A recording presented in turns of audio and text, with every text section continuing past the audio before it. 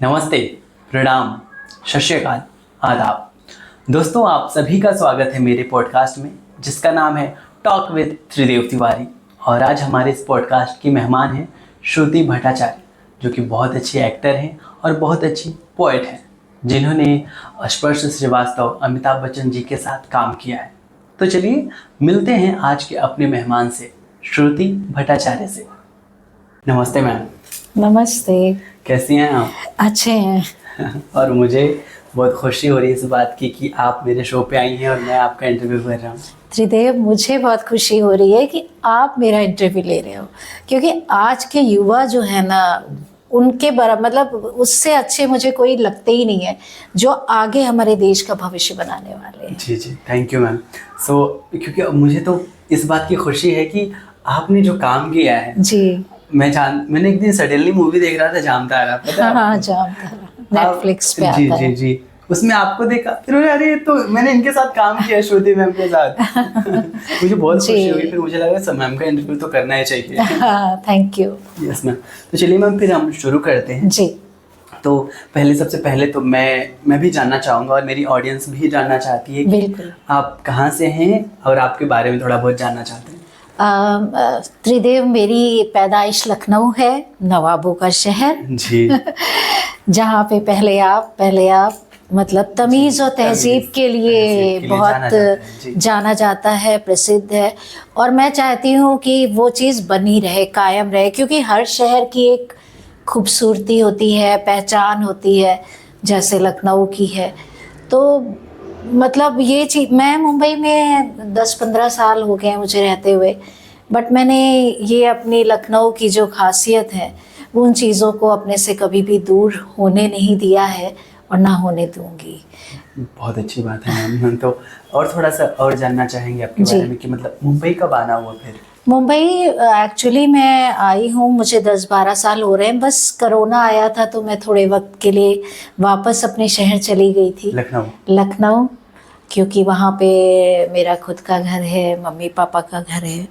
तो यहाँ पे अभी थोड़ा टाइम लग रहा था अपने घर के लिए, इसलिए मुझे जाना पड़ा। और अच्छा लगा इसी बहाने में जहाँ पैदा हुई, जहाँ बड़ी हुई, उस शहर में काफ़ी वक्त गुजार के आई।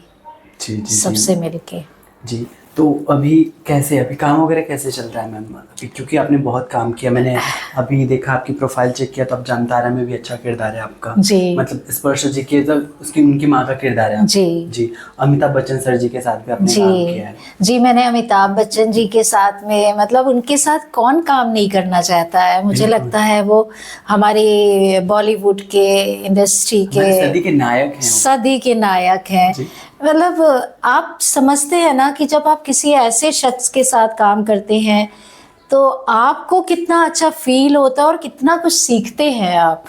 मतलब एक कॉन्फिडेंस लेवल जो है वो बढ़ जाता है। लोग थोड़ा सा घबराते हैं बड़े आर्टिस्ट के साथ काम करने में, लेकिन त्रिदेव, मुझे ना कभी ऐसा नहीं एहसास हुआ। ये ऊपर वाले कुदरत की मेहरबानी है, देन है। मेरा कॉन्फिडेंस बढ़ जाता है और मुझे अच्छा लगता है।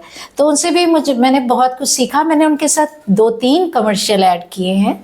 कल्याण ज्वेलर्स किया, KBC का प्रोमो किया, कैडबरी चॉकलेट का ऐड किया। अच्छा। तो जब उनके साथ मिलने का मौका मिला, कुछ ऐसा डर लगा या फिर कुछ ऐसा लगा कि मतलब अनकंफर्टेबल, कुछ ऐसा लगा कि क्योंकि बहुत बड़े एक्टर हैं? जी जी जी, नहीं, ऐसा कुछ नहीं लगा। क्योंकि क्या होता है, जो महान होता है, जो बड़ा होता है, वो खुद सामने वाले को इतना इजी फील करवा देता है। हाँ, तो मैं आपको एक हादसा बताती हूँ, मतलब वाकया बताती हूँ। जब हम लोग ये कर रहे थे तो अमिताभ जी ने सीधे पूछा, कौन मेरे साथ डायलॉग कर रहा है? मैंने कहा, सर मैं कर रही हूँ, मेरा नाम श्रुति भट्टाचार्य है। मैंने उनके चरण स्पर्श किए और तो कहने लगे अच्छा। अब मुझे लगा कि इनके साथ एक फ़ोटो तो अपनी वर्किंग हो जानी चाहिए, क्योंकि ज़िंदगी भर का आप जो काम करते हैं, चीज़ें करते हैं, वो बहुत अनुभव और मधुर स्मृतियाँ जो होती हैं, जो आपकी यादगार में हमेशा रहती। तो मैंने उनसे कहा, सर मुझे आपके साथ एक फ़ोटो खींचनी है। हम लोग के कैमरे, हम लोग के मोबाइल ले लिए गए थे, मतलब रख लिए गए थे उस समय। तो मुझे एक दूर से कैमरामैन दिखा, तो मैंने कहा कि मैं दौड़ के उसके पास गई। मैंने कहा कि देखिए आप मेरी फ़ोटो खींच लीजिएगा और शूट के बाद मुझे दे दीजिएगा। तो उन्होंने कहा मैम ठीक है, मैं आपकी फ़ोटो ले लूँगा, लेकिन आपको मैं लेने के लिए अमिताभ जी से बात करनी पड़ेगी। तो मैंने कहा क्यों? तो उन्होंने कहा कि वो असल में ये कैमरा अमिताभ जी का है। तो मतलब मैंने कहा चलो ये तो बड़ी अच्छी बात है। तो मैंने मन में सोचा कि मेरी एक फ़ोटो अमिताभ जी के पास रहनी ज़रूरी है, मेरे पास नहीं। मैं तो उन्हें देखती रहती हूँ हमेशा हर जगह। तो वो फ़ोटो मैंने उनके कैमरे में, उनके एल्बम में, उनकी मेमोरी के लिए छोड़ दी। अरे वाह, उनकी तो बहुत बड़ी बात है मैम। मतलब उनके कैमरे में कहीं ना कहीं तो देखते ही होंगे। कहीं ना कहीं देखेंगे तो शायद हमारे जैसे कलाकार छोटे अदना, अरे नहीं, शायद थोड़ी है। मतलब अमिताभ जी के बराबर के उसमें तो नहीं है, तो अच्छा लगेगा। कॉन्फिडेंट तो बहुत ऊपर चला जाता होगा जब ऐसे महान शख्स के साथ काम करने के बाद। बिल्कुल बिल्कुल, अरे बहुत मज़ा आया उनके साथ। हम लोगों ने रिहर्सल किया, बोले चलिए श्रुति रिहर्सल करते हैं। मैंने कहा ठीक है। हम लोगों ने रिहर्सल किया, उसके बाद टेक 1 टेक। चलिए ठीक है, बढ़िया है मैम। तो और थोड़ा सा लखनऊ के बारे में कुछ बताइए, जैसे कि आप लखनऊ से हैं जी। कुछ और कोई ख़ास जो हम नहीं जानते, मेरी ऑडियंस न जानती। जी जी जी। लखनऊ शहर देखिए, एक तो नवाबियत के लिए बहुत प्रसिद्ध है। जैसा मैंने कहा कि नवाबों का शहर रहा है, बहुत बड़े बड़े बादशाह और शहंशाह वहाँ पे मतलब उन्होंने राज्य किया है।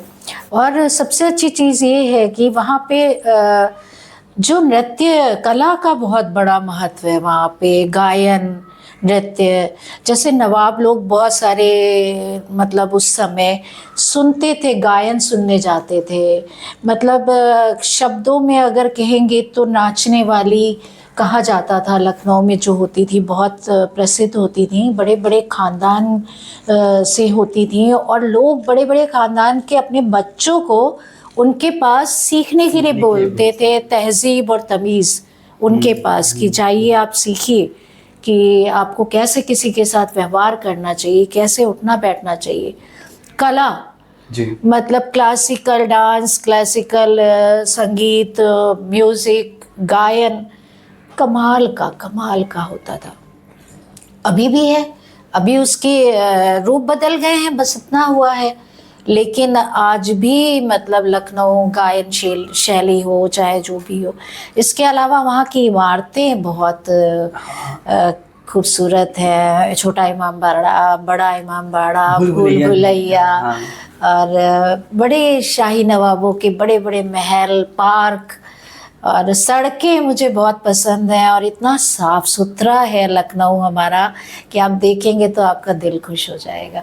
सबसे अच्छी बात मुझे ये लगती है कि वहाँ आप अगर रिक्शा भी करते हैं और उनसे कहते हैं जी हमको गोमती नगर जाना है, तो वो आपको कहेंगे जी जनाब आप बैठिए, मैं आपको पहुंचा के आऊँगा। मतलब वहाँ पे जो बात करते हैं वो चाहे रिक्शे वाले हो, आप भी उनसे आप करके बात करते हैं और वो भी आपसे आप करके बात करते हैं। तो वो जो तमीज़ है ना, वो दिल को छू जाती है। बिल्कुल बिल्कुल। आजकल तो देखिए रिस्पेक्ट तो बहुत अच्छी चीज़ है, अच्छी चीज़ हर किसी को देनी चाहिए। लेकिन आजकल तो लोग इतने कूल बनने के चक्कर में कुछ भी बोल देते हैं। जी जी। अभी भी अगर ये चीज़ वहाँ पे है तो मतलब सच में अभी भी है। और एक्चुअली रिस्पेक्ट जो है आपके परिवार से आती है, आपके संस्कारों से आती है, जो आप सीखते हैं, बड़े होते हैं, बचपन में देखते हैं, समझते हैं। मैं वहाँ लखनऊ में गोमती नगर एक जगह है, एरिया है, वहाँ पे रहती हूँ। और यहाँ गोमती नगर में रहना लोगों के लिए एक सपने जैसा है, क्योंकि वो बहुत अच्छा शहर है, अच्छा शहर बसाया गया। लखनऊ में ही गोमती नगर है, VIP एरिया कहलाता है। तो वहाँ पे पास में ही भातखंडे भी है, उसका भातखंडे की शाखाएं काफ़ी हैं। वहाँ पे नृत्य का बहुत बड़ा केंद्र है, नृत्य का, गायन का। BNU भी है, BNU है जो जिसमें हमारे नाटक की, अभिनय की पद्धतियाँ, आपको अभिनय की प्रक्रिया, अभिनय कैसे करना चाहिए, बहुत सारे बड़े बड़े कलाकारों ने हमारे जो इंडस्ट्री में नवाजुद्दीन सिद्दीकी सर भी BNU से शुरू किए थे। जी। बहुत से ऐसे शख्स लोग हैं जिन्होंने भारतेंदु से सीखा है। और लखनऊ का खान पान बहुत फेमस है।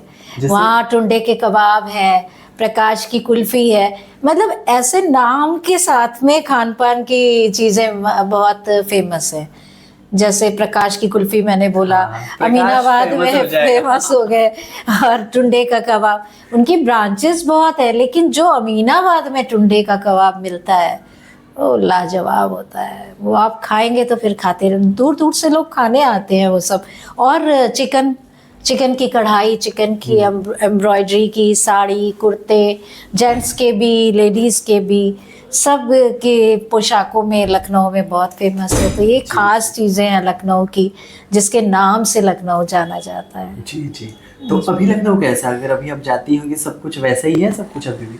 अभी भी सब कुछ वैसा ही है, पर उतना मुझे वो चीज़ें नहीं दिखती हैं जो काफ़ी पहले थी। नेचुरली चीज़ें बदलती हैं, परिवर्तित होती हैं, तो वही बाकी शहरों की तरह फास्ट लाइफ, फास्ट वो सब हो गया, जबकि लखनऊ बहुत आराम से धीरे धीरे सारी चीज़ें करने के तसल्ली से, बट अभी तसल्ली वहाँ भी नहीं है।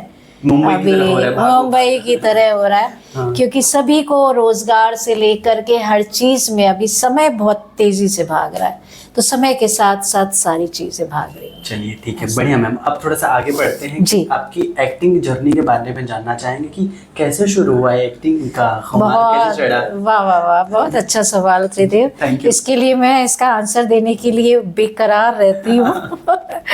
एक्चुअली मैं बहुत छोटी थी, तो एक दिन बैठ के टीवी देख रही थी, तो मुझे लगता था जब मैं छोटी थी तो कि टीवी के पीछे खोल देते हैं दरवाजा और उसके अंदर घुस जाते हैं लोग और वो दिखते हैं। तो मुझे मन में आया कि मुझे भी इसके अंदर जाना है एक दिन।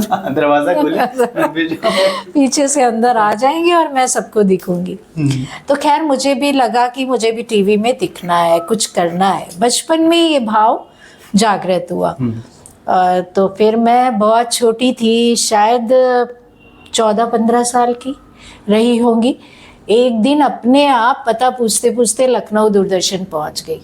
अच्छा। हाँ, अपने आप। मम्मी मेरी जॉब करती थी, पापा भी जॉब करते थे, वो लोग चले गए जब, तो उनके जाने के बाद मैं तैयार हुई और मैंने एक ऑटो ली और दूरदर्शन जाना है करके पहुंच गई। वहाँ पे मैंने एक प्रोड्यूसर रहे थे उस वक्त, अंजनी द्विवेदी जी। तो मैंने उनसे पूछा कि नमस्ते किया, मैंने कहा सर मुझे कार्यक्रम करना है।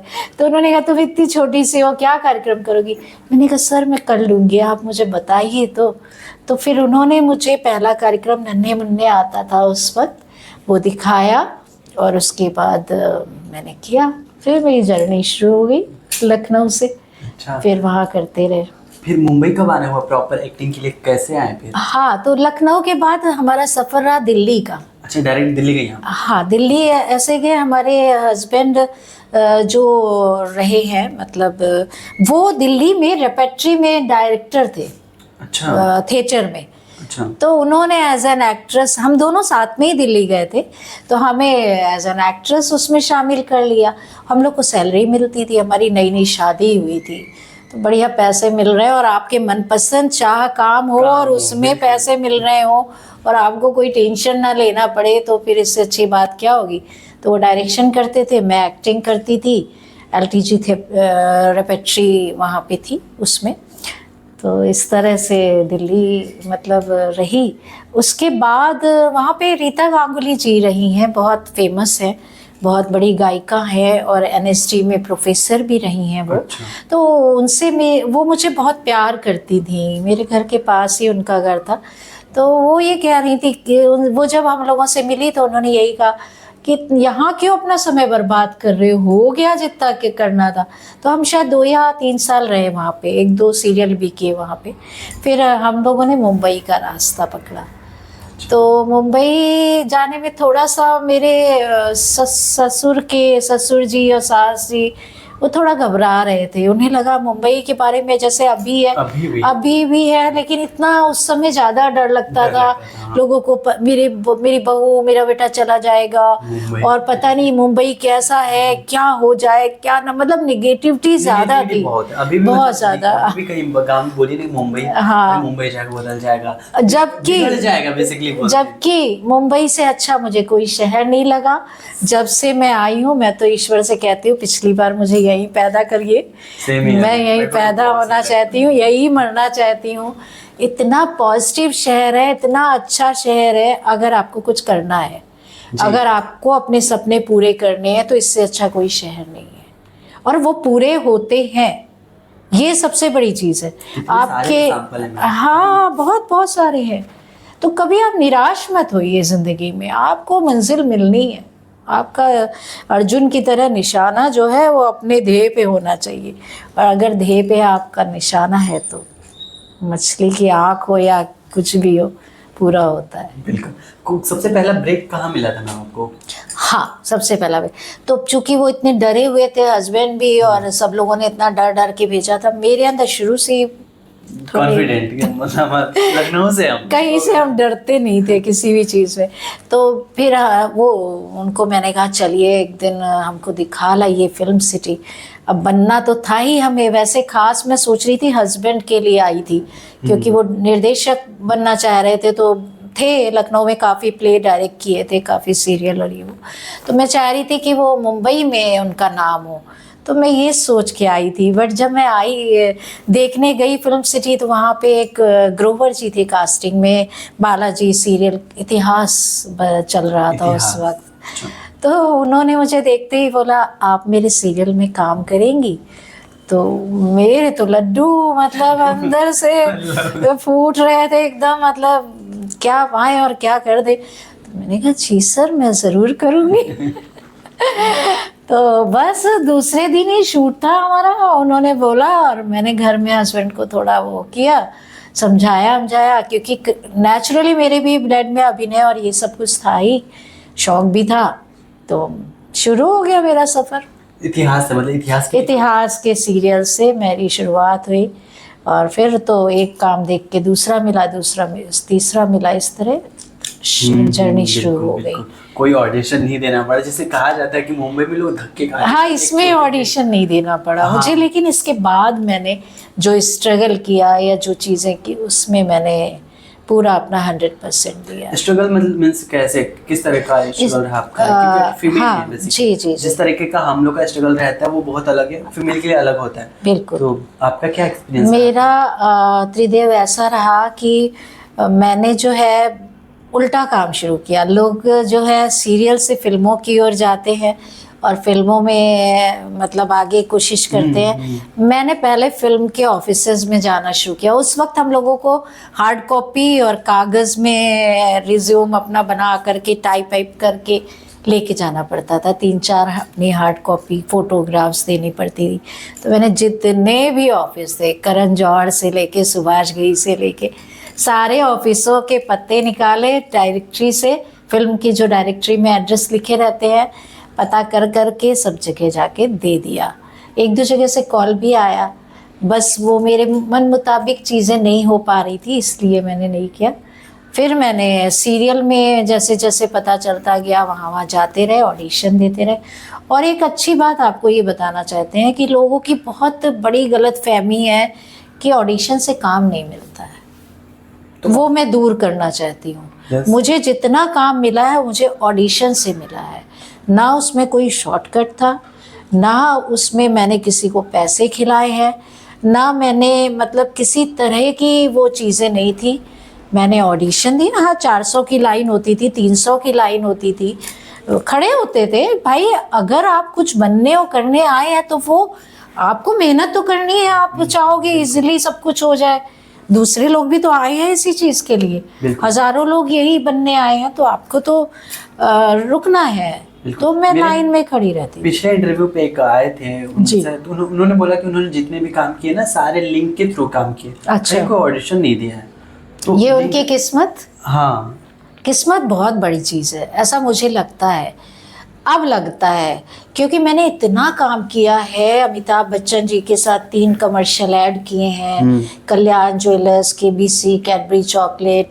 इसके अलावा सुभाष घई जी की मूवी की है, वो मैं कहीं जॉब करती थी, क्योंकि यहाँ पैसा भी तो ज़रूरत है। और हमारी इंडस्ट्री में कोई ऐसा तो है नहीं कि आपका पक्का है कि आपको पर मंथ इतना आएगा ही आएगा। और पेमेंट आएगा 3-4 महीने बाद आता है। 3 महीने 4 महीने बाद ज़्यादा ही हो जाते हैं, है ना, 3 से ज़्यादा ही हो जाते। तो अपने जॉब भी पार्ट टाइम इधर उधर, मतलब हमारी इंडस्ट्री की मैं ये करती थी WW उसमें ये अपना रुद्राक्ष और ये जो इस तरह की जो होते थे माला और ये सब, इसकी मैं स्क्रिप्ट तैयार करती थी और डायरेक्ट करती थी। अच्छा, तो ये हाँ राइटिंग और तो मेरा लंच ब्रेक हुआ जब मुझे सुभाषगिरी जी के ऑफिस से कॉल आया, तो मैं उस लंच ब्रेक के टाइम में मैंने जल्दी से ऑटो लिया, सीधे बांद्रा पहुंची और मैंने वहाँ जो कास्टिंग में ऑडिशन ले रहे थे उनको रिक्वेस्ट की कि सर प्लीज़ आप मेरा जल्दी ऑडिशन ले लीजिए। हाँ, मैं ऑफिस से आई हूँ, तो उन्होंने मेरा ऑडिशन ले लिया और मैं दे के चली आई, आराम से ऑफिस ज्वाइन कर लिया। मुझे नहीं पता था मेरा हो जाएगा, ये ऊपर वाले की मेहरबानी और आप सबकी दुआएं। तो हुआ वो काम हुआ। मैंने हीरो की मदर का रोल किया उनकी फिल्म में। कौन सी फिल्म? साइकिल किक फिल्म थी, उसमें हीरो की मदर का रोल किया। बहुत अच्छा काम हुआ, गोवा में शूट हुआ था, तो बड़ा मज़ा आया। अच्छा, चलिए ठीक है, बढ़िया है। तो एक्सपीरियंस के तौर पे आपने देखिए, मेहनत तो करना ही पड़ता है, सारे अच्छे ही होते हैं। तो कुछ ऐसा बैड सिचुएशन रहा, कोई ऐसी चीज़ें रही जो इंडस्ट्री की तरफ से कुछ ऐसा रहा, अनकंफर्टेबल चीज़, कुछ मिसबिहेव, कुछ ऐसा रहा कभी? नहीं, देखिए जहाँ अच्छाई है वहाँ बुराई भी है। तो ऐसा तो है नहीं कि सब कुछ अच्छा ही हो सकता है। तो कुछ लोग थे जिन्होंने कुछ बातें कही जो हमें नहीं करनी थी, तो नहीं करी। अब ये तो आपके ऊपर डिपेंड करता है कि आपको क्या करना है। आपके लिए हो सकता है वो राह सही है या मजबूरी है या जो भी है। मैंने कभी भी अपने किसी भी काम को मजबूरी नहीं बनाया। ऐसा नहीं बनाया कि नहीं मैं कुछ भी हो जाए पर मुझे ये करना है, मुझे किसी भी शर्त पे करना है। तो मैंने शर्तों पे कभी भी काम करना उचित नहीं समझा। तो ये डिसीजन आपके स्वयं के होते हैं। हमारी इंडस्ट्री में एक बड़ी अच्छी बात है कि किसी भी तरह की जोर ज़बरदस्ती नहीं है, जो बाकी जगह है। बाकी जगह लोगों को एक ही ऑफिस है, जॉब कर रही लड़की मजबूरी में गलत काम करने पड़ रहे हैं, नहीं छोड़ सकती, उसके बच्चे हैं, उसकी फैमिली है, ना जाने कितने लोगों का पेट भर रहा है उसकी वजह से। पर हमारे पास बहुत सारे ऑफिस है, हमारे पास बहुत सारे प्रोड्यूसर हैं, हमारे पास बहुत सारे डायरेक्टर हैं। हमें इनके साथ नहीं समझ में आ रही बातें, हमने दूसरे के साथ काम किया। जितनी ज़रूरत उनको है हमारी, उतनी ज़रूरत हमको उनकी है। दोनों का बराबर का है। ऐसा नहीं है कि हमको काम करना है तो नहीं भाई, अब नहीं। मैं ये आपका चुनाव होता है। और मैं उन लोग को भी नहीं कहती वो गलत की जो कर रही हैं, वो सब उनकी अपनी मर्जी है। अपनी मर्जी, हाँ, ये आपके ऊपर है। आपको खुद अपना तय करना है, आपको क्या करना है। तो वो शॉर्टकट के चक्कर में लोग सोचते हैं, शॉर्टकट लोग सोचते हैं कि आज के आज हाँ कर दे, कल ही बन जाएंगे। ये चीज़ें नहीं है, इतनी आसान नहीं होती हैं। एक काम मिल जाएगा फिर दूसरा, तो आप यही करते रहेंगे क्या? तो इसलिए थोड़ा समय लगता है, पर आपके सपने पूरे होते हैं। ये मैं कह रही हूँ क्योंकि मैंने किए हैं, जितने भी किए हों। भाई अमिताभ बच्चन जी के साथ काम करना, सुभाष घई की पिक्चर में काम करना, मैंने गोविंदा जी के साथ पिक्चर की राजा भैया, तो उसमें 4 लड़कियां मेन थी, उसमें से एक मैं थी। तो काफ़ी सारे काम मैंने, ये आपने बताया था विजम तारा में लीड किरदार किया, और ये सब कुछ ऑडिशन से हुआ त्रिदेव। ये मेरी खुशनसीबी, क्योंकि मैंने ठान रखा था कि मुझे शॉर्टकट नहीं चाहिए। और मेरे पास इतना पैसा था नहीं, मैं किसी से पैसा लेके भी नहीं आई थी। और तो और मुझे इसी से ही अपने घर के खर्चे भी चलाने हैं। मुंबई में रेंट देना, रहना, खाना पीना, अपने आप को मेंटेन करना, क्योंकि हमको कहीं अगर जाना है तो हम एक्टर हैं, तो हमें उसका भी एक इमेज और उसकी भी चीज़ों का ध्यान रखना बहुत ज़रूरी होता है। जी बिल्कुल। तो मेरी आपसे मुलाकात हुई थी ज़ॉम्बी वाली मूवी के दौरान। ज़ॉम्बी वाली में तो क्यों मैंने किया, देखो क्या होता है कि आप जिस लिए आए हो उसमें छोटा बड़ा कुछ नहीं है। बिल्कुल नहीं। आपको पैसे मिलते हैं, आपको अपने वर्क के पैसे मिल रहे हैं, तो आप उससे करो ना, पैसे कमाओ ना। कल आप बड़े बन जाओगे, उसमें क्या है। आज नहीं हो तो आज छोटे काम से पैसे कमा लो। और छोटे काम करने में बुराई क्या है? हमारे जो वही ना, आप चोरी डकैती नहीं कर रहे हो, आप अपने मनपसंद काम कर रहे हो और आपकी आत्मा खुश होती है। जो इनफैक्ट जो हमारे बड़े कलाकार हैं इंडस्ट्री में, उन लोगों ने भी तो जूनियर आर्टिस्ट का किया है, छोटे कैरेक्टर का किया है। जितेंद्र जी सुनने में आता है कि पहले जूनियर आर्टिस्ट थे। हमें तो ज़्यादा नहीं पता, जो हमने पढ़ा और सुना है उनके बारे में। ऐसे बहुत सारे लोग रहे हैं जो आज एक अलग मुकाम पे हैं। तो मेरा क्या रहा है त्रिदेव, मैंने ना कभी भी इंडस्ट्री में या वर्क को लेके ज़्यादा सोचा नहीं है कि 1 दिन का काम है कि 10 दिन का है कि 2 महीने का है कि 4 महीने का है। देखो मुकद्दर ऊपर वाले के हाथ में है और सारी चीज़ें, पर कर्म तो हमें करना है और पैसे भी हमें दूसरों से नहीं मांगने से बेहतर है आप अपनी मेहनत से कमाइए खाइए। तो वो मैंने डिसीजन लिया और काम करते रहे। जी जी मैम, चलिए अब थोड़ा सा जानना चाहेंगे आपके शायरी के बारे में। आप शायरी बहुत अच्छी करती हैं, हाँ। मुशायरा वगैरह करती हैं, कभी सम्मेलन में जाती हैं। हाँ। तो ये सब कैसे शुरू हुआ? ये तो नॉर्मल सी बात है, अगर आप लखनऊ से हैं तो ये सब चीज़ तो तहजीब में आती ही है। बिल्कुल त्रिदेव, ये बड़ी अच्छी और नई चीज़ है। एक्चुअली मैं शौकिया लिखती थी, बचपन से अक्सर लिखती रहती थी जो भी मेरे मन में भाव रहते थे।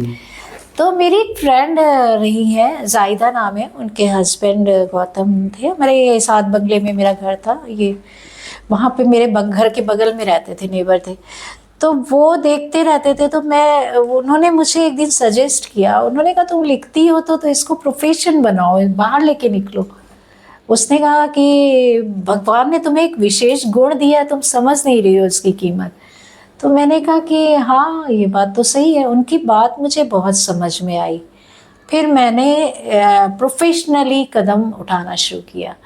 इसमें भी बहुत स्ट्रगल था, मैंने कम से कम 1000 सॉन्ग्स लिखे, कविताएं, गज़लें, बल्कि मैं यहाँ इंडस्ट्री के बहुत सारे म्यूज़िक डायरेक्टर से मिली हूँ। नदीम श्रवण जी से, जतिन ललित से, आदेश श्रीवास्तव से, ना जाने कितने। फिर इस पे भी स्ट्रगल किया। मैंने कहा देखते हैं, अगर ईश्वर चाहता है या कुछ है तो शायद इसमें भी अपना नाम हो जाएगा। लेकिन बस मेरे साथ थोड़ी बदकिस्मती ये रही, शुरू में मुझे किसी का भी मैं नाम नहीं लूँगी, सबकी अपनी वो रहती है। तो मुझे ये सुनने को मिला कि आप जो है नाम किसी और का दे देते हैं, आपके गीत हम ले लेते हैं। तो मैं इस चीज़ पे राज़ी नहीं हुई। मैंने कहा कि नहीं, अब पैसे मिलेंगे आपको। उन्होंने कहा, मैंने पैसे को भी हमेशा 3rd नंबर पे रखा है, एकदम 1st नंबर पे नहीं रखा। तो मैंने कहा नहीं सर, मुझे नाम चाहिए। फिर मैंने वो फाइल समेटी और समेट के रख ली, ये सोच करके जब मैं एज एन एक्ट्रेस नाम कर लूँगी या पैसा कमा लूँगी तब खुद को लॉन्च करूँगी। यस बिल्कुल चाहिए, क्योंकि मेहनत हम किस लिए कर रहे हैं? मेहनत हम किस लिए, तो पैसा तो जरूरी है बहुत, पैसा जरूरी है, दोनों ही जरूरी है। तो नेम भी तो दो मुझे। बिल्कुल जी। चलिए तो मैम कुछ थोड़ा सा अगर हमारे ऑडियंस को कुछ बोलना चाहेंगे? हाँ ज़रूर, क्यों नहीं। मैं आपको कुछ शेर सुनाती हूँ, मेरे पसंदीदा शेर हैं। मेरी 2 किताबें भी पब्लिश हो चुकी हैं। एक हिंदी में गज़लों की आई है, ख्वाहिशें, और एक उर्दू में आई है अभी, उर्दू लखनऊ एकेडमी की तरफ से, अंदाज मेरा। चलिए जरूर, इसके बाद से मैं भी सर्च करूंगा, कोशिश करूंगा कि मंगाओ, पढूं। बिल्कुल। तो मेरा शेर है, ताजुब है वो दूर जाते नहीं हैं, ताजुब है वो दूर जाते नहीं हैं, जो मिलने कभी हमसे आते नहीं हैं, जो मिलने कभी हमसे आते नहीं। वाह मैम। चलो जुगनुओं को ही कैदी बना ले, चलो जुगनुओं को ही कैदी बना ले, सितारे तो मुट्ठी में आते नहीं हैं, सितारे तो मुट्ठी में आते नहीं हैं। एक और है, खुद से मिलने की सारी राहों पर, खुद से मिलने की सारी राहों पर पहरा लगवा दे अपनी यादों पर, पहरा लगवा दे अपनी यादों पर। हम शहंशाह को मात दे देंगे, हम शहंशाह को मात दे देंगे। आप इतरा रहे हैं प्यादों पर, हाँ मैम, आप इतरा रहे हैं प्यादों पर। तो ऐसे बहुत सारे हैं, मतलब शायद आपका 5 घंटे में इंटरव्यू हो जाएगा। तो एक कविता भी छोटी सी सुना देते हैं। तो आसमान में उड़ना चाहती हूँ, एक परी सी दिखना चाहती हूँ, है मुझ में जन्मे बच्चे के मुस्कान सी पाकीज़गी, दिलों में सबके उतरना चाहती हूँ, पंखों को सहलाती दुलराती करती उड़ने का प्रयत्न, ये सोच कि शायद अरमानों के पेट भरने का इंतज़ाम हो जाएगा, किंतु दूसरे को उड़ते ना देख पाने की लोगों की असमर्थता मुझे उड़ने ही ना देती, ज़रा सा उड़ती कि नीचे गिरा देती। डर है तो मुझे बस इस बात का, कोई ना काट दे मेरा पंख जज्बात का। जो जज्बा नहीं तो इंसान नहीं रह जाऊंगी, बस तबेले में खड़ी दिन रात चारा खाऊंगी। आएगा इंसान एक बाल्टी में, मेरा सब कुछ ले जाएगा। कुछ ना कर सकूंगी, बस माँ माँ चिल्लाऊंगी, बस माँ माँ चिल्लाऊंगी। बहुत ही खूबसूरत है। Thank you, आपने शायरी भी शुक्रिया। और अभी कविता भी बहुत ही खूबसूरत है। शुक्रिया। पूरा दिख रहा है कि लखनऊ की ही तो है आप। वो जो नुक्ता वगैरह सब कुछ सटीक जी, नुक्ता, वो जो ये तो दर्द होता है। ये हमारी खुशकिस्मती है त्रिदेव कि मैं वहाँ पैदा हुई, क्योंकि वहाँ की जो भाषा है मुझे नहीं लगता उससे खूबसूरत भाषा कहीं और की, और वही हमारे सीरियल में चलती है, सीरियल में चलती है, फिल्मों में चलती सिनेमा है, में चलती है, सिनेमा में चलती है। मैं जब थिएटर कर रहा था जी, तो यही सब तो नुक्ता वगैरह तो सिखाया जाता यही है। सिखाया जाता है। तो ये मेरी खुशकिस्मती हो गई कि मैं तो पैदा होते ही सीख गई। तो चलिए मैम, थोड़ा सा और आगे बढ़ते हैं। जी, थोड़ा सा पर्सनल लाइफ के बारे में हम जानना चाहेंगे। जरूर जरूर जरूर। कैसी है आपकी पर्सनल लाइफ? बहुत अच्छी? देखिए, पर्सनल लाइफ बहुत अच्छी है। हाँ। और हम ये तो कह नहीं सकते कि ये पर्सनल, जिस तरह से एक ज़िंदगी होती है जिसमें अच्छाई बुराई कमियां खूबसूरती सब कुछ रहते हैं, वैसे ही पर्सनल लाइफ में होता है कि भाई अच्छे दिन भी आते हैं, बुरे दिन भी आते हैं, सुख भी रहता है, दुख भी रहता है। बट हमें यही करना है कि हमको थोड़ा संभल के उन चीज़ों को हौसला रखते हुए आगे बढ़ना होता है। अच्छा। क्योंकि अब घर में 5 उंगलियां, जिस तरह हमारे भगवान ने हाथ में 5 उंगलियां बना के दी हैं, एक छोटी है एक बड़ी है एक ऐसी, सबके व्यवहार भी अलग है, सबके काम अलग है, तो वैसे एक परिवार होता है। तो उसमें हमको सबके साथ मिलजुल के रहना पड़ता है, एडजस्ट करना पड़ता है, तो परिवार सुंदर हो जाता है।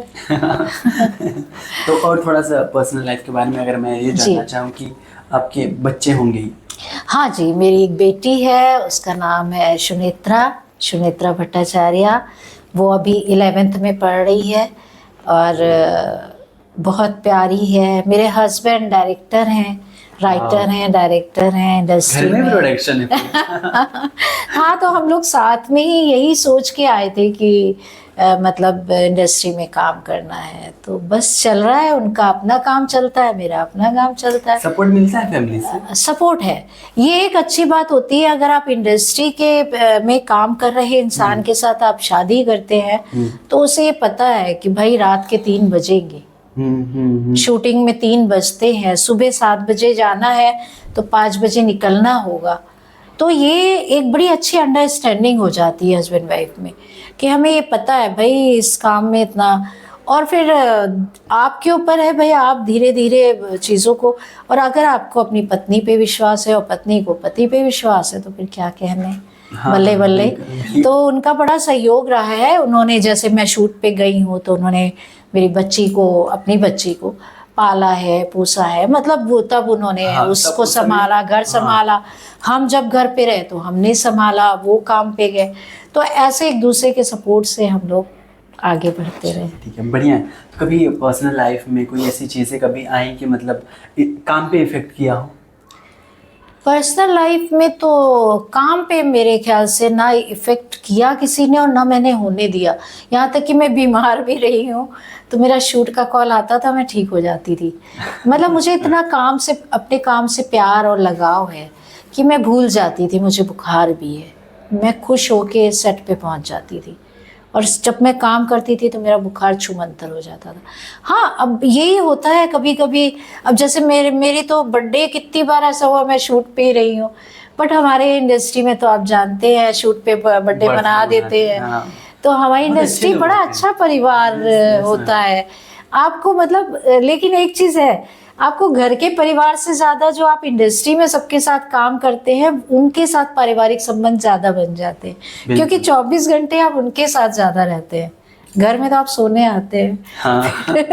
दूसरे दिन आप शूट पे चले जाते हैं। तो बस अच्छा है, सब ठीक था। मम्मी पापा मेरे, उन्होंने भी सपोर्ट पहले तो नहीं कर रहे थे। फिर पहले तो मैंने बताया आपको, चोरी छुपे में जब वो लोग चले जाते थे लेकिन जब मैं मुंबई पहुंची और मैंने इतने काम हम किए तो पापा बहुत खुश होते थे, मम्मी बहुत खुश होती थी कि मेरी बेटी आज इस मकाम पे पहुंच गई है और आज उसको लोग जानने लगे हैं। तो ईश्वर की कृपा है कि किसी तरह की रुकावटें नहीं आई और आज भी मैं इंडस्ट्री में हूँ। हो गए 10-15 साल हो गए। 10-15 साल से कंटिन्यू काम करते हैं? कंटिन्यू काम कर रहे हैं। बस ये 5 साल कोरोना के वक्त में काम ही बंद हो गया था तो लखनऊ चली गई थी। तो आपने मॉडलिंग वगैरह भी किया है क्या? मैंने प्रिंट शूट किए हैं। मैंने प्रिंट शूट किए हैं। मैंने बाकी एक्चुअली शुरू में मेरे हस्बैंड ने थोड़ा बड़ी बड़ी मूवीज़ मिली मुझे, बट हस्बैंड बंगाली थे और मैं श्रीवास्तव। तो उनके दिल में था कि नहीं नहीं छोटे कपड़े नहीं पहनने, ये नहीं पहनना, वो नहीं पहनना, तो नहीं करने दिया उन्होंने। नहीं, आज शायद मैं कहीं और किसी और पोस्ट पे मतलब एज एन लीड कर रही होती, तो उनके लिए मैंने वो सारे काम छोड़ दिए क्योंकि नेचुरली फिल्म बन रही है तो स्विमिंग कॉस्ट्यूम पहनना पड़ेगा। क्योंकि वो घर के लिए फिल्म नहीं बन रही है, बाहर के लिए, और हर हीरोइन ने पहना है। तो उस वजह से मैंने काम का त्याग किया। फिर मैंने कैरेक्टर्स पकड़े। हमने कहा इसमें भाई कोई ये सब कपड़ों को लेके या चीज़ों को लेके नहीं होता है। ये हुआ बस।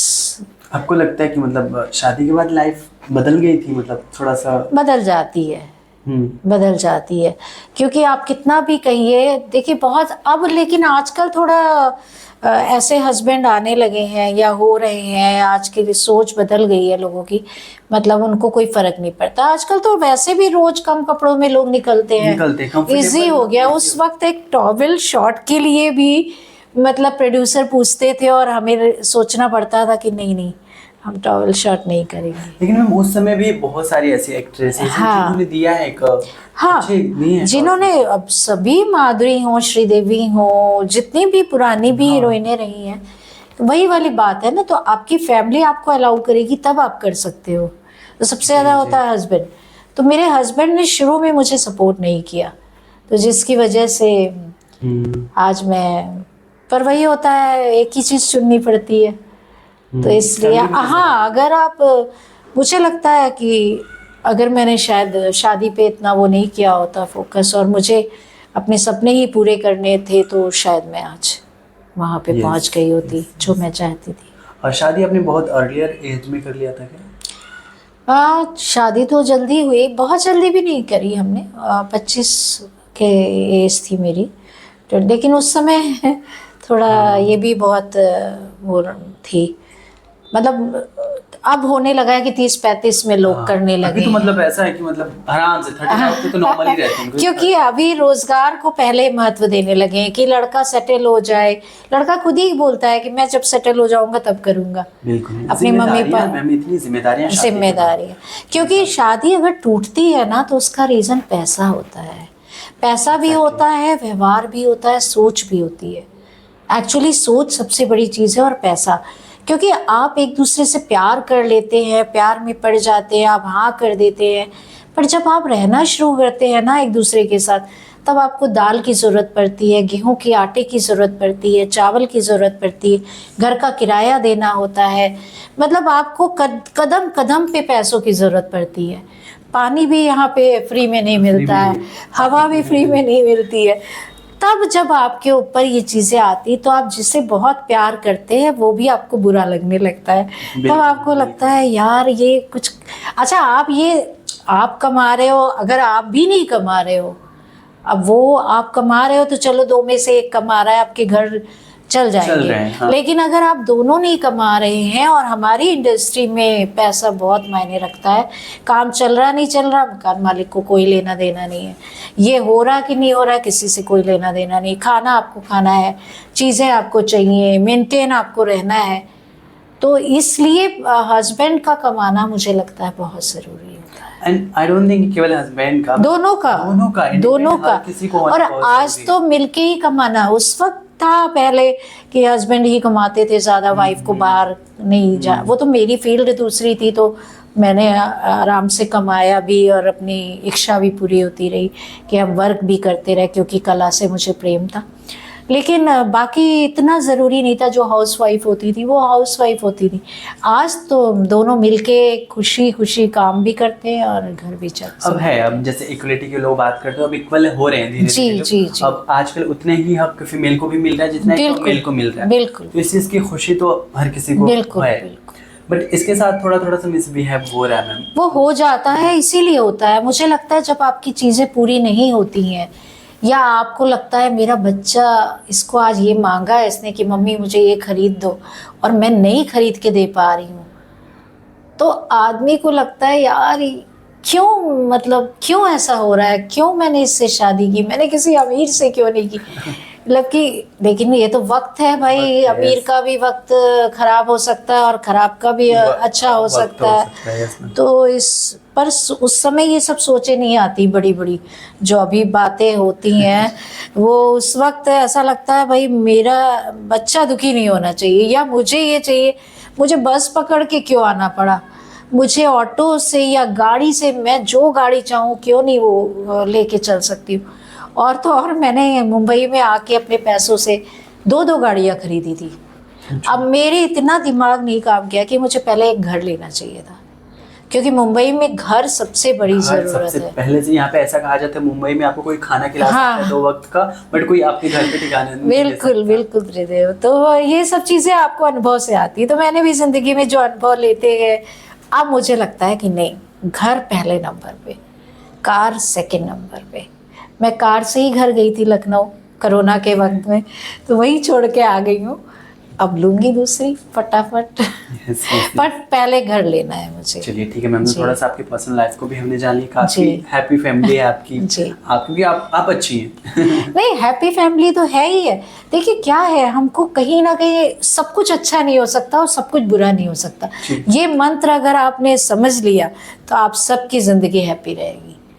जी जी। क्योंकि भाई रात भी होती है, सुबह सवेरा भी होता है, तो उतार चढ़ाव एक का नाम ही जिंदगी है। तो इसे आप अच्छे मिलेंगे तो अच्छा लगेगा, बुरे मिलेंगे तो बुरा लगेगा। ठीक है मैम, आगे बढ़ते हैं। थोड़ा सा राजनीति के बारे में हम आपसे जानना चाहेंगे कि क्योंकि हम सबकी एक्सपेक्टेशन किससे होती है, गवर्नमेंट से। गवर्नमेंट ही है जो पूरे हर पब्लिक को डील कर रहा है। तो वही चीज, तो क्योंकि अभी जो आपकी चीजें होंगी जिस चीज से आप उलझ रही होंगी, उस चीज को हम अभी इसके थ्रू गवर्नमेंट तक या फिर जो भी इस वीडियोस को देखें उन तक भी बात पहुंचे। जी जी जी जी।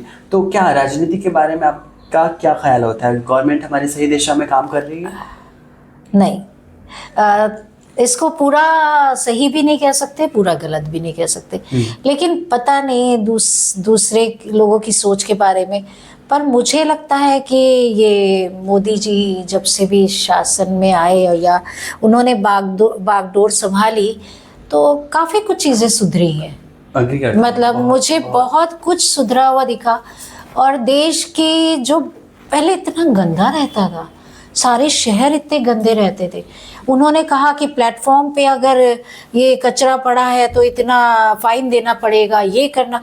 तो ये सफाई अभियान और क्या नहीं चीज़ें, मतलब मुझे तो लगता है कि भारतीय जनता पार्टी ने आकर के, मेन भारतीय जनता पार्टी की बात नहीं है, जो मोदी जी ने अगर ये बागडोर संभाली तो बहुत कुछ किया है। वो बहुत लोगों की नज़रों में खटकते भी हैं, दुश्मन भी बने बैठे हुए हैं, सब चीज़ें हैं। लेकिन हमारे देश पे कोई ऑप्शन भी नहीं रहा है कि अगर इस समय की ताज़ा तरीन स्थितियों के बारे में अगर आप बात करते हैं तो मुझे लगता है कि कुछ फैसले उनके गलत थे। जैसे ये नोट वाला, जो नोट में बदलने वाली, नोटबंदी वाली अचानक जो, और वो उन्होंने विदेशों में ऐसा एक बार हुआ था, तो वो उनको लगा होगा कि इस पॉइंट ऑफ व्यू से शायद जो बुरे काम करके लोगों ने पैसे कमाए हैं वो सब निकले लोगों के, लेकिन वेस्ट बहुत हुए, बहुत सारे सड़ गए लोगों के। लेकिन तो एक्चुअली सीन क्या हुआ था उनका, जो भी था, ये उन्होंने जो भी किया उससे तकलीफ और कष्ट में ये नॉर्मल पब्लिक ही हुई, नॉर्मल पब्लिक जिसके लिए वो किए थे वो आराम से। तो यही मेन चीज होती है कि जो वास्तव में धनाढ्य हैं उनको कभी भी किसी तकलीफ का मुकाबला या नहीं करना पड़ता है। वो भी पता है आपको, सबसे गरीब को भी नहीं करना पड़ता है, करना किसको, मिडिल वाले को पड़ता है। तो सबसे ज्यादा जो झेलना पड़ता है, चाहे वो कोरोना में झेला हो, अगर काम बंद हुए तो गरीब को तो सरकार ने बहुत कुछ दिया, गेहूं, चावल अब मिडिल क्लास वाले हम और आप तो जाके लाइन नहीं लगाएंगे, नहीं, हम लोग तो जा करके गेहूं लेने, वो भी मैंने एक बार कोशिश भी की मैंने कहा देखो तो जा करके क्या क्या मिल रहा है। अब वो एक नेताजी थे भाई मुंबई के, अब उन्होंने खाली चावल दे दिया 4 किलो। मैंने कहा यार खाली चावल का मैं कैसे खाऊंगी, मुझे तेल भी चाहिए होगा, दाल भी चाहिए होगा आलू भी चाहिए होगा, तो ये सब कुछ नहीं मिल रहा था। तो दूसरी चीज कभी कभी बने बनाए पैकेट्स भी मिल रहे थे। मेरे साथ तो बड़ा अच्छा हुआ, मुझे सरकार में जो महाराष्ट्र की सरकार है उसमें एक फॉर्म निकला था कि आप उसमें फिल करके भेज दीजिए तो आपको ज़रूरत है आपके घर तक खाना पहुंचेगा। तो भाई वहाँ से मुझे कार से 4-5 लोग आते थे और पूड़ी सब्जी और जूस और ये मतलब क्या क्या नहीं होता था इतना अच्छा मेरे 1-1.5 महीने मैंने खाना खाया है, मैं आपको बता नहीं सकती। ये महाराष्ट्र सरकार का धन्यवाद देंगे हम, और वो भी भारतीय जनता पार्टी में ही जी था। जी, भारतीय जनता पार्टी एक ऐसी पार्टी है जो मतलब लोकप्रिय पार्टी है, मतलब हाँ बहुत पसंद मतलब मुझे पसंद है, लोगों को पसंद है कि नहीं उससे मुझे नहीं मतलब है। वो तो है मैम, जो चीज सच है बहुत लोगों को पसंद तो नहीं नहीं होगा, खटकेगा कहीं ना कहीं चीज जी। बट भारतीय जनता पार्टी जब से सरकार बनी उनकी, जब से पीएमओ बने, सच में बहुत काम है। इंडिया बहुत काम, बहुत विकास पहले हुआ। इंडिया का वो हाल था कि लोग जो अदर कंट्रीज है सही मुंह बात नहीं करते थे और इस कंट्री को ऐसे देखते थे कि मतलब अरे हटाओ इसको। तो वो वही तो विदेशों में जाके जो संबंध मोदी जी ने बनाए हैं हमारे देश के साथ में, या हमारे गांव-गांव में लाइट का पहुंचना, सिलेंडर का पहुंचना, गैस का पहुंचना, शौचालय बनना, जो सबसे ज्यादा दर्दनाक हालत थी महिलाओं की। बाहर जा रहे हैं किसी पे कोई फर्क ही नहीं पड़ रहा है, मतलब घर की इज्जत है महिला, और उसके लिए ये मुझे लगता है इससे ज़्यादा शर्मनाक चीज़ हो ही नहीं सकती, और ये भारतीय जनता पार्टी के माध्यम से हुई है, और इससे मुझे बहुत बहुत अच्छा लगा है। मतलब लाइट भी, गैस भी, मतलब बहुत सारी सुविधाएं। अगर आप अभी भी लाडली बहन एक योजना जिसमें 3,000 या क्या पर मंथ आपके अकाउंट में आता है, मतलब जो भी कमाई के उसका एक वो बना हुआ है कि आपकी महीने में कितनी कमाई है उसके, सरकारी इतनी सारी सुविधाएं हैं, बस ये कि आपको जानना जरूरी है। बहुत सारे लोगों को पता नहीं कि हमारी सरकार ने हमारे लिए क्या क्या दे के रखा हुआ है, क्या क्या सुविधाएं कर रखी हैं। मैंने अब जानना शुरू किया तो मुझे पता चलता जा रहा है, और मैं लेकिन चाह के भी नहीं कर पा रही हूँ क्योंकि हम थोड़ा ऊपर स्तर पे उठ चुके हैं तो मुझे लगता हाय मैं भी उसी स्तर पे होती, सारी सुविधाएं ले रही होती। तो लेकिन जो बहनें या जो माताएं उस सुविधाओं को पा रही हैं वो बहुत अच्छी चीज है, और सरकार का अच्छा प्रयास है, और अच्छे प्रयास की प्रशंसा करनी चाहिए। बिल्कुल बिल्कुल मैम, मैं एग्री करता हूँ। एक चीज मैं ये कहना चाहूंगा, कई लोगों का, जैसे जनता की बात करें, कई जनता में कुछ ऐसे लोग कहते हैं कि हाँ सिलेंडर तो दे दिया लेकिन अब गैस के दाम बढ़ा दिए, तो वो कहाँ से भराएं? नहीं भाई, गैस के दाम बढ़ाए उसकी वजह है, देखिए आप जब एक घर चलाते हैं तो आप कमाते हैं मान लीजिए 20,000 रुपए महीना, तो आपको वो बजट बनाना पड़ता है कि आपको 20,000 में घर का किराया देना है, राशन लाना है, कपड़े खरीदने हैं, डॉक्टर से इलाज करवाना है, कन्वेंस आपका आने जाने का। तो वैसे ही देश का बजट बनता है जिसके बारे में लोग सोचते ही नहीं है। भाई चीजें जाएंगी तो आनी भी तो हैं, आएंगी कहाँ से? तो इसके लिए टैक्स है, इसके लिए चीजें होती है, देते हम ही लोग हैं मिल करके, लेकिन हम अपने लिए दे रहे हैं, अपने देश के लिए दे रहे हैं, अपनी सुविधाओं के लिए दे रहे हैं। तभी तो हमें अच्छी सड़कें मिलने लगी, अच्छे होटल्स, अच्छे घर, अच्छी सुविधाएं, अच्छी जर्नी, अच्छी सुरक्षा। तो जब हम देंगे, खर्चा करेंगे तभी होगा ना। आप चाह रहे हैं कि सब सरकार भी कहाँ से लाएगी? सरकार को हम ही से लेना है, हमें ही तभी सुविधा देगी।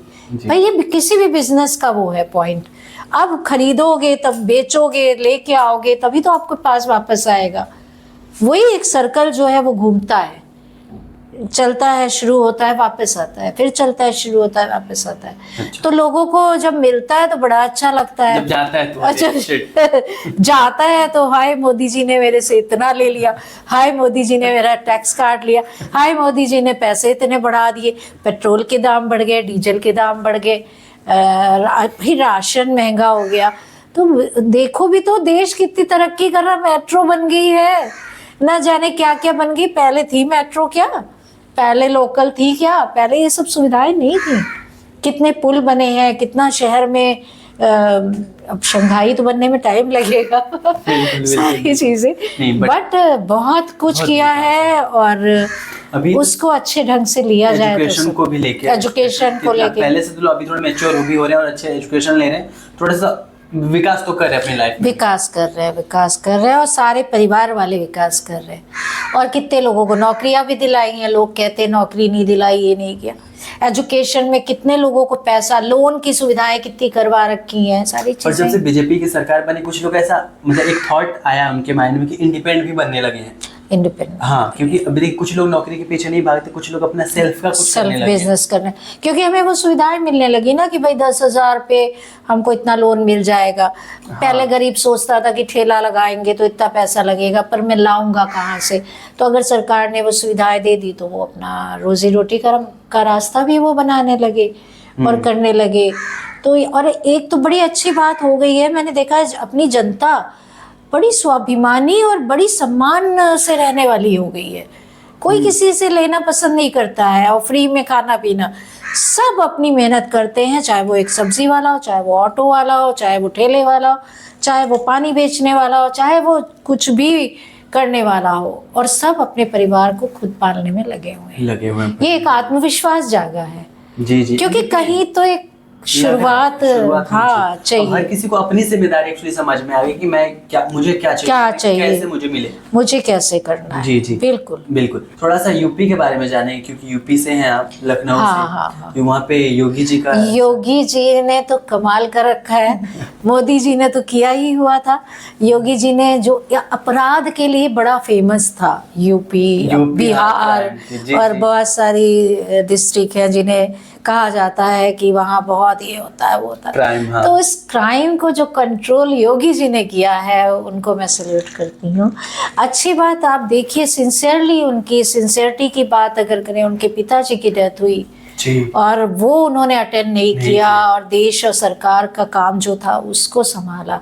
आज भी वो कहते हैं कोई भी हमारे देश के खिलाफ, वो हिंदू हो, मुस्लिम हो, सिख हो, ईसाई हो, उन्होंने कभी भी किसी जाति भेद में नहीं वो किया। लोगों ने समझने में भूल करी।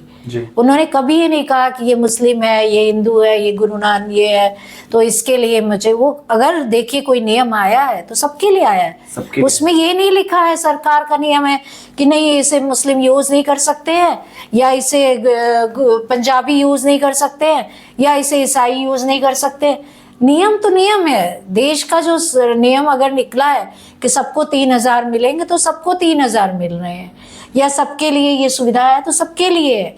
वो लोग जाति भेद और धर्म भेद और ये सब ले आते हैं, जिसकी वजह से काफ़ी हमारे देश में प्रॉब्लम्स खड़ी हो जाती हैं। तो बल्कि मैं उन सबसे भी हाथ जोड़ के विनती करूंगी कि इन चीज़ों से अपने देश को गंदा ना करें।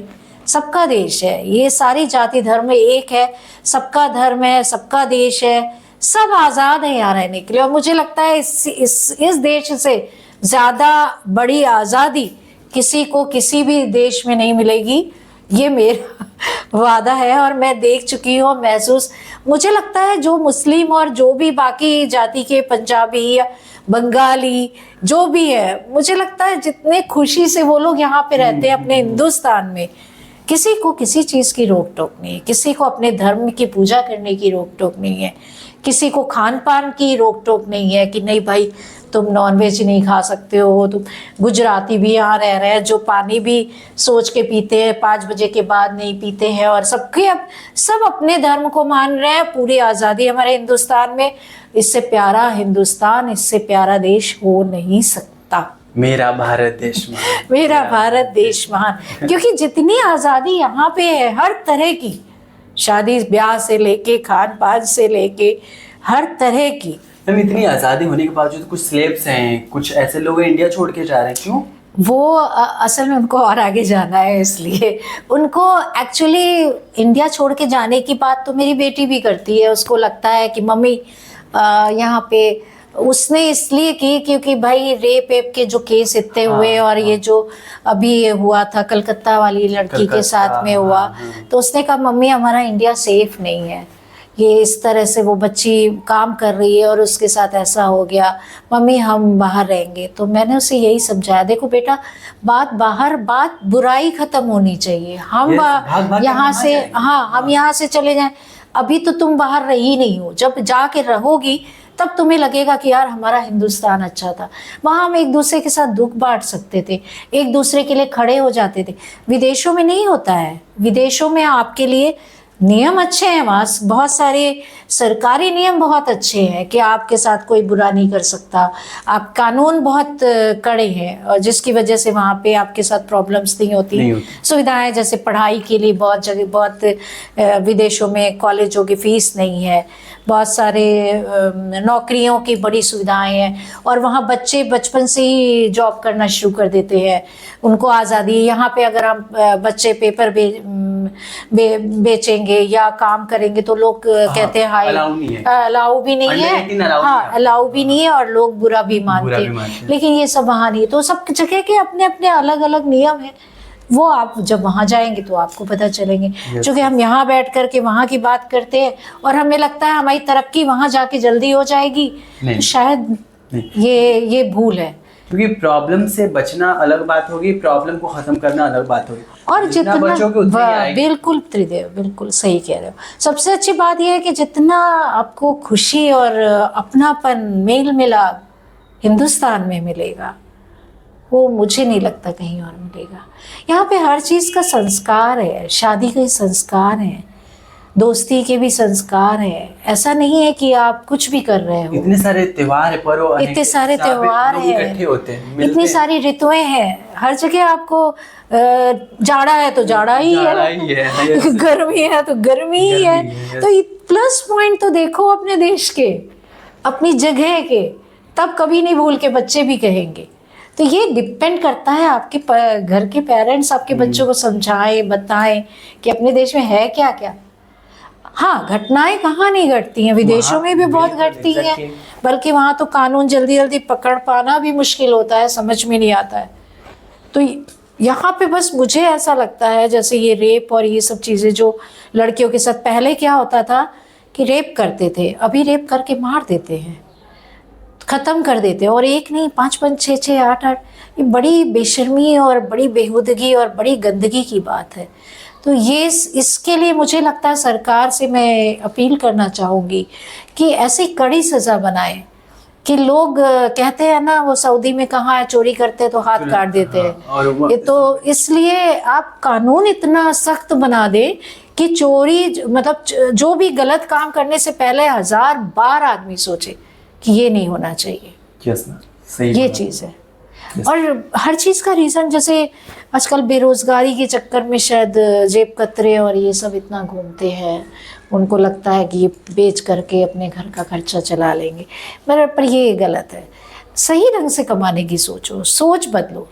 ये तरीके नहीं, ये इस तरह नहीं कि किसी से छीन लिया, चोरी कर लिया, आपको लगा कि हो गया। अभी मेरा पर्स छीन लिया ट्रेन में किसी ने, फिर बाद में मैंने सोचा शायद उसको ज़्यादा ज़रूरत होगी पैसों की, लेकिन ये तरीका गलत है। कमाओ ना, कमाने के लिए बहुत सारे काम है, सब्जी बेचो, कुछ भी करो, मेहनत करके कमाओ। यस मैम, गलत ढंग से मत कमाओ। जी मैम।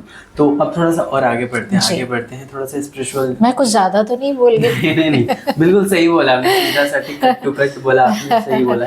और इतने निडर होकर बोलिए। कई लोग आते हैं वो बात नहीं करती हैं कि मतलब फीमेल्स होती हैं वो बात नहीं कर पाती इस पे कि मतलब ये राजनीति मुझे पता नहीं, बट आपने जो जवाब दिया 100 के सीधी बात, नो बकवास, मोदी जी, बीजेपी।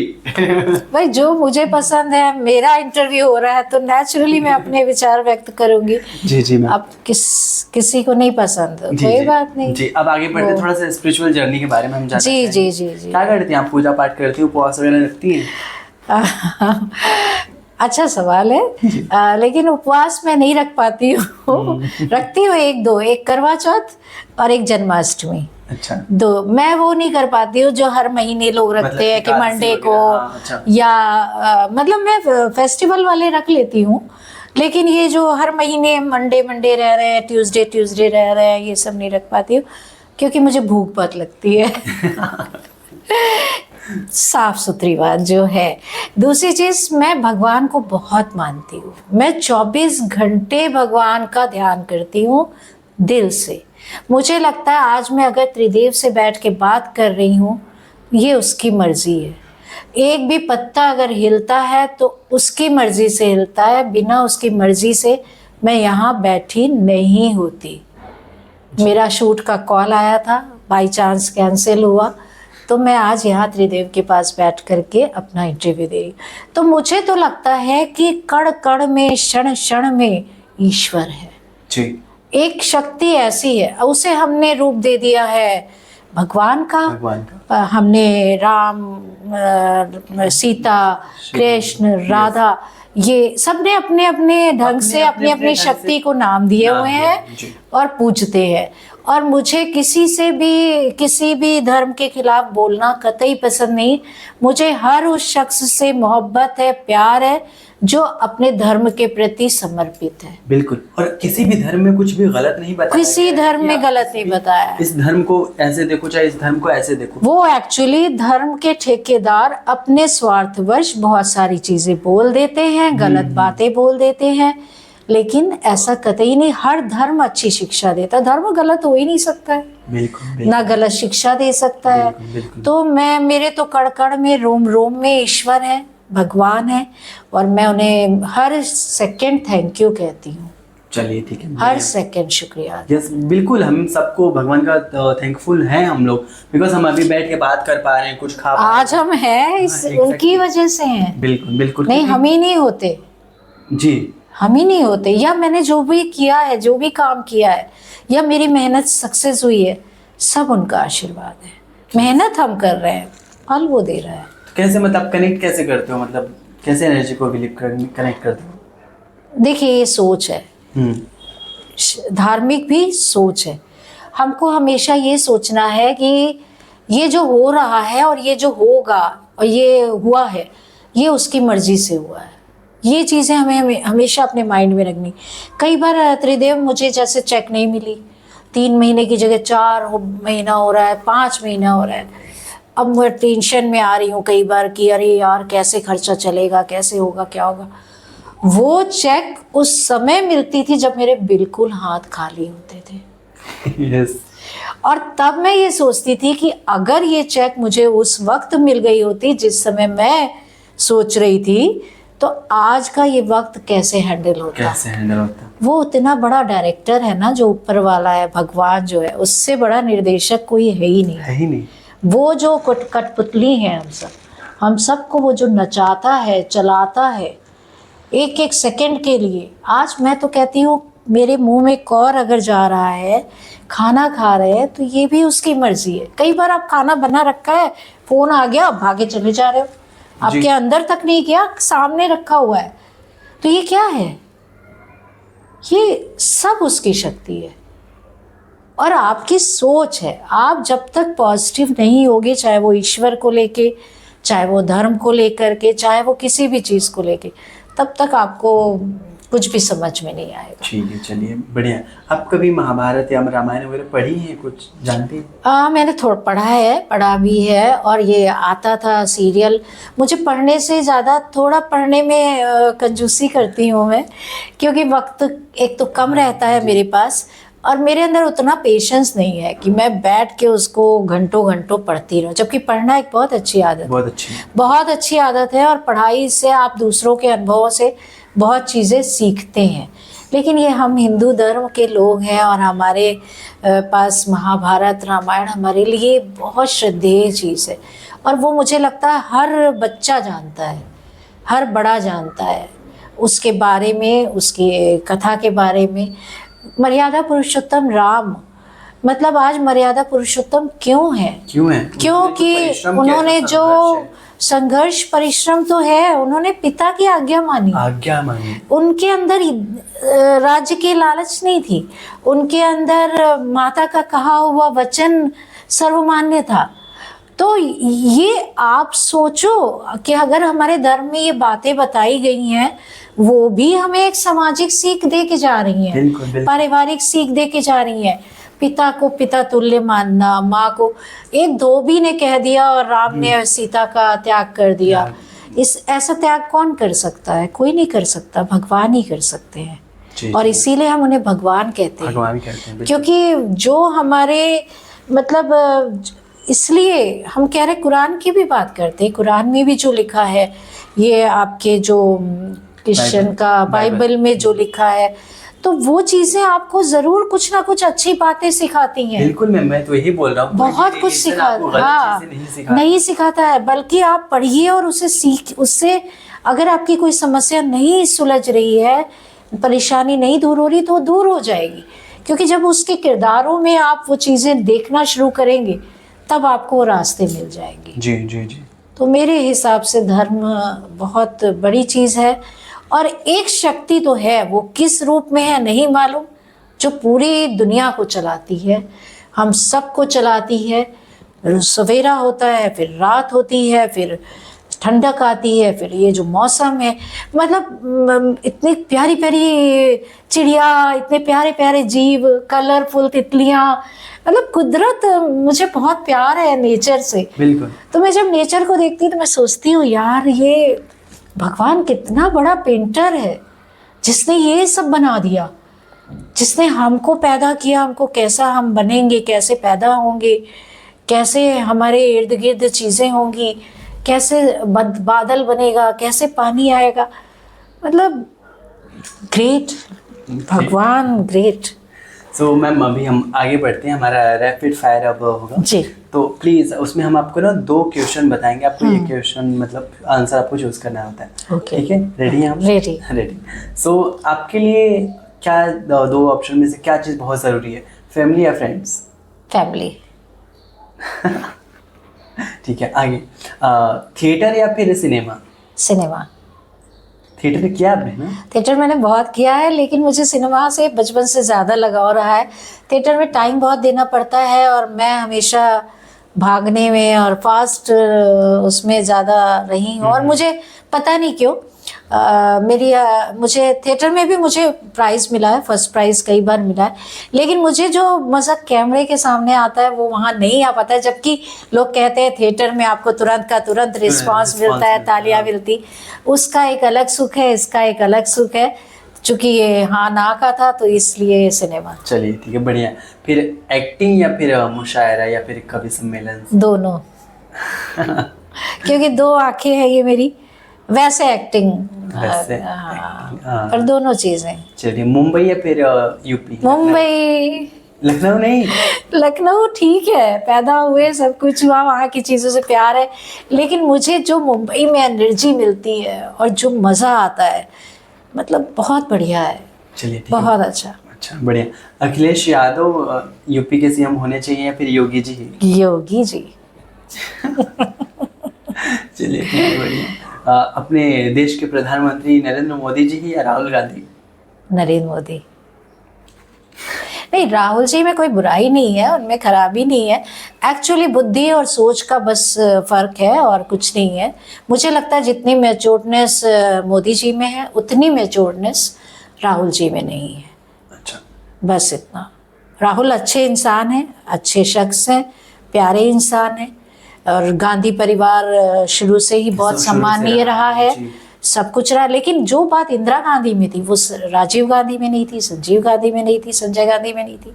तो डिपेंड करता है, हमारे परिवार में अलग अलग शख्स होते हैं, अलग अलग सोच के होते हैं, अलग अलग व्यक्तित्व के होते हैं, तो बस ये अंतर है और कुछ नहीं। चलिए ठीक है, बढ़िया मैम।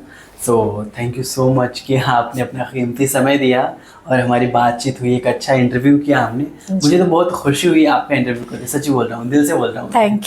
थैंक यू त्रिदेव, मुझे बातें सामने सबके पहुंचाने का मौका दिया। जी थैंक यू। मैं चाहती हूँ मेरी सोच उन तक भी पहुंचे। जी जी, एक छोटा सा मैसेज हमारे उन आर्टिस्टों के लिए या फिर हमारे उन ऑडियंस के लिए जो एक्टर बनना चाहते हैं, बट उनको कहीं से शुरू करना, बट वो कन्फ्यूज है क्या करना चाहिए, उनके लिए कुछ बोलना चाहेंगे? बिल्कुल बोलना चाहेंगे, इसलिए भी बोलना चाहेंगे क्योंकि मैं उसी फील्ड से हूँ, और हमें लगता है कि ये जो आजकल के बच्चे आ रहे हैं जो इस फील्ड में आना चाहते हैं, और ये उनके लिए तो बड़े फ़ायदे हो गए हैं। उनके मम्मी पापा रेडी हो गए, पहले मम्मी पापा नहीं रेडी होते थे, और बहुत सारी चीज़ें थी। अभी तो फाइनेंशियली भी सपोर्ट करने लगे हैं सारी चीज़ें। बस हड़बड़ी ना करें, अभी आए हैं अभी के अभी हीरो बन जाएंगे, तो ये संभव किसी भी वर्क में नहीं होती है ये संभावनाएं। बाकी देखिए, किस्मत से बढ़ के कुछ नहीं है। कर्म आपको बहुत करना है और ज़रूर करना है। इसका मतलब ये भी नहीं कि आप पेड़ के नीचे लेट गए मुंह खोल के और आम आपके मुंह में गिर जाएगा, तो आम तोड़ने के लिए पेड़ पे चढ़ना पड़ेगा। तो यही है, आप मेहनत करते रहिए, अपने कर्म और काम अच्छे से करना सीखिए। आप बस ऐसे ही नहीं है कि आपको स्विमिंग आई नहीं और आप समुद्र में छलांग लगा दिया आपने तो डूब जाएंगे। तो डूबना नहीं है, अपने को तैर के बाहर निकलना है। तो इसलिए आपको अपना, अगर आपको एक्टिंग से प्यार है तो आप एक्टिंग की चीज़ें बारीकियां सीखिए। और एक चीज़ मैं बताना चाहती हूँ, बहुत सारे लोगों को थिएटर बहुत बड़ी चीज़ है और थिएटर के बिना कुछ नहीं हो सकता, थिएटर करेंगे तभी हम एक्टिंग में और सिनेमा, दोनों में बहुत फ़र्क है, बहुत ज़्यादा फ़र्क है। थिएटर मंच की चीज़ है और एक्टिंग कैमरे की जो एक चीज़ है वो अलग, उसमें आपको हाव भाव छोटे रखने हैं। आप थिएटर वाला बड़ा बड़ा एक्सप्रेशन दोगे ना तो बड़े गंदे लगोगे। पहले मैं क्राइम पेट्रोल में बड़े गंदे ढंग से रोती थी, क्योंकि थिएटर में मुझे लगता था नहीं सच्चाई दिखनी चाहिए, नहीं भाई लोग कहेंगे सच्चा नहीं रो रही।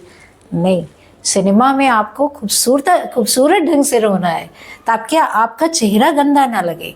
आप रोइए ज़रूर, बट आपको इस चीज़ का ध्यान रखना, थिएटर में आपको जितना आप रियल कर सकते हो उतना मज़ा है। तो दोनों अपनी जगह बहुत अच्छी चीज़ें हैं, लेकिन दोनों के गुण अलग अलग हैं। इसलिए आप कभी ये मत सोचिए कि नहीं आप थिएटर करोगे तो ही आप एक्टिंग सीख पाओगे या तो ही आप सिनेमा के आर्टिस्ट बन पाओगे। ऐसा कुछ नहीं है, दोनों की अलग अलग चीज़ें हैं, वो आपको ज़रूर मजबूत करती है। थिएटर में पता है सबसे बड़ी चीज़ क्या है? थिएटर में आपका डर गायब होता है, आपका कॉन्फिडेंस आता है, बढ़ता है, क्योंकि सामने से लोग बैठ के आपको देख रहे हैं। और लोगों को लगता है, हाँ, लोगों को लगता है बस थिएटर ही सब कुछ है, इसलिए ही हमको एक्टर बन पाएंगे, इसलिए सीखना। नहीं, वो आपका कॉन्फिडेंस बनाने के लिए थिएटर है, ताकि आपको जो मन में एक संकोच है, अरे यार मैं इसके सामने कैसे एक्टिंग करूंगा, अरे इतने लोग हैं, इतने लोग, जो भी लाइटमैन और कैमरामैन या जितने वहाँ रहते हैं लोग उसके सामने भी डरते हैं। तो डरो मत, आप फ्री होके करो। और कैमरे की एक्टिंग बहुत ईजी है, आपको एक्टिंग करनी ही नहीं है, आपको फील करना है और बोल देना है। आप जो उस वक्त आप खुद में नहीं हो, आप श्रुति नहीं हो, उस वक्त आप अगर मदर कर रहे हो तो माँ बन गए हो, डॉक्टर कर रहे हो तो डॉक्टर बन गए हो। कि एक डॉक्टर कैसे बोलेगा, श्रुति डॉक्टर बनेगी तो कैसे बोलेगी, वकील बनेगी तो कैसे बोलेगी, इंस्पेक्टर है तो कैसा उसका एटीट्यूड हो जाएगा। बस वो फील करना है और कुछ भी नहीं करना है। तो थिएटर भी बुरा नहीं है और ये भी बुरा नहीं है, दोनों में अंतर को समझिए, फ़र्क को समझिए। जब जो कर रहे हैं उसके प्रति पूरी तरह समर्पित रहिए और रास्ता खुला है। बाकी जय राम, जय श्री राम। ईश्वर को अपने साथ हमेशा मन में रखिए, याद करिए, वो शक्ति है, वो आपको साहस देगी और अच्छे काम करिए और आप सक्सेस होगे। पहले तो मन में ये बैठा के रखो, आप होगे ही नहीं, कर ही नहीं पाओगे, होगा ही नहीं, ये कभी नहीं सोचना है। मेरे ऊपर किसी का हाथ नहीं था, मैं इंडस्ट्री में आई, लखनऊ से यहाँ आई, ना मुझे मेरा कोई गॉडफादर, ना मुझे कोई पैसे रुपए कि मैं खिला के काम कर लूँ, कुछ नहीं। मैंने जो कमाया वही खाया, उसी तरह से रहे। कॉन्फिडेंस था बस कि मैं कर सकती हूँ। आपको खुद में कॉन्फिडेंस नहीं होगा तो कैसे दूसरे को होगा? तो पहले आप खुद में कॉन्फिडेंस ले आइए। और हर चीज़ का वक्त होता है, ये नहीं कि आज नहीं हुआ तो कल नहीं होगा। अरे बोमान ईरानी है, बहुत सारे एक्टर ऐसे हैं जिन्होंने इतनी उम्र के बाद उनका नाम रहा होगा, लेकिन दुनिया उन्हें बहुत साल बाद जान पाई है। तो वक्त है, वक्त को वक्त दीजिए, आप अपना काम करते रहिए, बाकी सब जय Shri Ram. Okay, thank you ma'am, thank you so much. आप आई यहाँ पे, इतना सब कुछ बढ़िया हुआ। Thank you so much. Thank you so much, thank you.